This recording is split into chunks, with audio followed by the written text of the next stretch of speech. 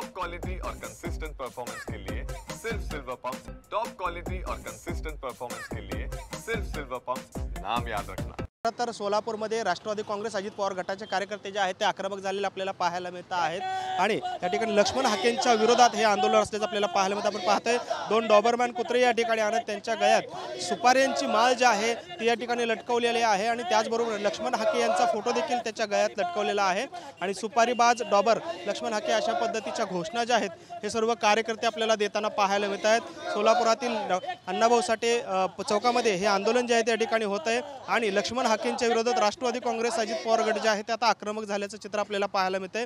आपण पाहिलं केलं तर गेल्या 8 ते 10 दिवसांपासून लक्ष्मण हाके विरुद्ध अजित पवार अशा पद्धतीचा एक वाकयुद्ध जे आहे ते रंगल्याचं चित्र पाहायला मिळतंय। यामध्ये अबुल मिटकरी असतील, सूरज चव्हाण असतील, हे सातत्याने लक्ष्मण हाके यांच्यावर देखील प्रतिहल्ला करताना पाहायला मिळत आहेत। मात्र आता राष्ट्रवादी काँग्रेस अजित पवार गट देखील आक्रमक झालेला आहे आणि तो रस्त्यावर उतरलेला आपल्याला पाहायला मिळतंय।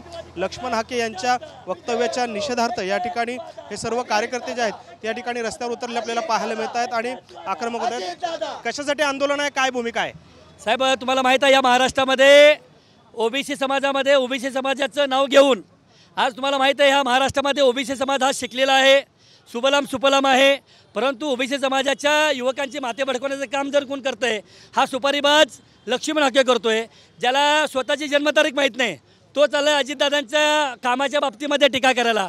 मी त्याला आज आव्हान देतो एक राष्ट्रवादी काँग्रेसचा युवकचा अध्यक्ष म्हणून, त्यांनी वैचारिक लढाई जर तुला लढायची असेल तर अजितदादा फार लांबची गोष्ट आहे हो। आमच्या राष्ट्रवादी युवकचे प्रदेशाध्यक्ष सन्माननीय सूरजदादा चव्हाण यांच्यासोबत तू डिबेट कर ह्या महाराष्ट्राच्या विकासाबाबतीमध्ये आणि ओबीसी समाजाच्या माध्यमातून अजितदादांनी आतापर्यंत कशा पद्धतीने विकास केलेला आहे त्याचं चॅलेंज मी तुला देतोय। तू फक्त आमच्यासोबत डिबेटला बस वैचारिक, परंतु सुपाऱ्या देखील आणलेल्या आहेत कशासाठी? हा सुपारी आणण्याचं कारण काय की या महाराष्ट्राला कळलं पाहिजे की ज्या पद्धतीने या महाराष्ट्रामध्ये जातीपातीचं राजकारण करण्यामध्ये लक्ष्मण हाकेसारखा विष ओकणारा माणूस या ठिकाणी जन्माला आलेला आहे।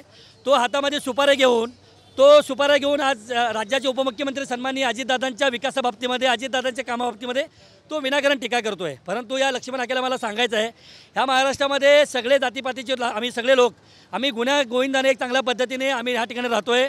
अजितदादाच्या नेतृत्वाखाली या महाराष्ट्राचा विकास भूमिका काय आहे तुमची या पुढच्या कालावधीत?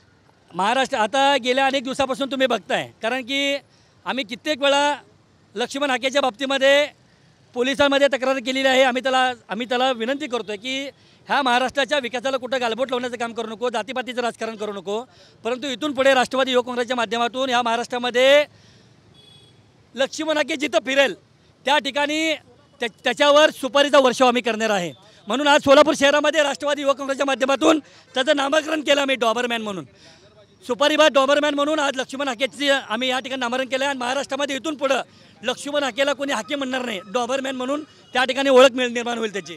पाहतो या ठिकाणी कार्यकर्ते आक्रमक झालेले आहेत आणि डॉबरमॅन अशा पद्धतीचे उपाधी जे आहे ते आता लक्ष्मण हाकेंना देऊ आणि सुपारी जे आहे राज्यात कुठेही दिसले की त्यांच्यावर सुपारी फेकून आम्ही आंदोलन करू अशा पद्धतीचा इशारा राष्ट्रवादी काँग्रेस अजित पवार गटाच्या वतीने या ठिकाणी दिले आपल्याला पाहायला मिळतं। कॅमेरामन विनोद उमनाबादकरसह सागर सुरवसे, TV9 मराठी, सोलापूर।